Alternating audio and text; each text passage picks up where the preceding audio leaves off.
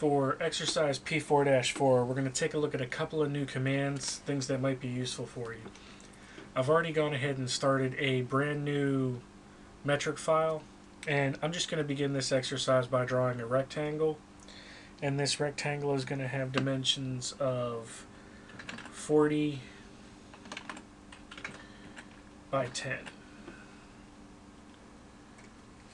Okay, now that I've got that in at 40 by 10, what I'm going to do is I'm going to draw the other piece of this. This comes out 10 here. Let me actually start my line first. This comes out 10, goes up a total height of 50, comes forward 55, down 15, back in 45, and then closes off right here.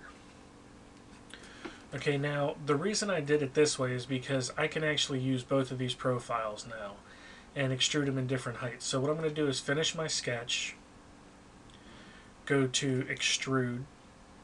I'm going to select this profile first, and I want it to be a mid-plane extrusion that is going to go a total of 40.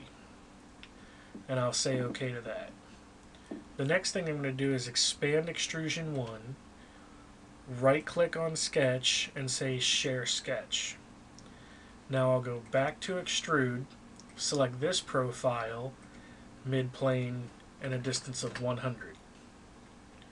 I'll say OK to that, right click back on sketch 1 and uncheck visible.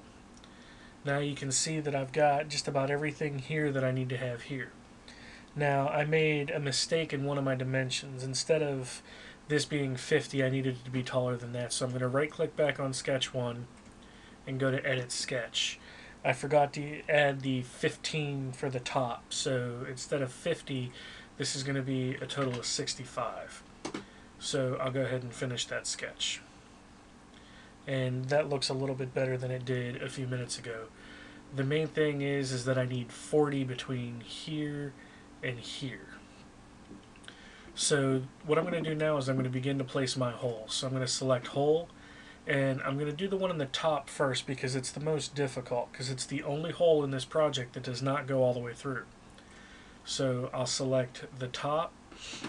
My first reference edge is going to be either the left or the right because it's centered, and my other reference edge is going to be the front. Now from the front it goes back 25. On the left edge, it comes over 20. Instead of saying through all, I'm going to say 2 and select this bottom face and then change the diameter to 30. I'm going to apply that and then move right to this hole, which is also a diameter of 30. Select my reference edges. It's 20 from here. And let me go back in here to edit definition or edit feature so that I can change this as well.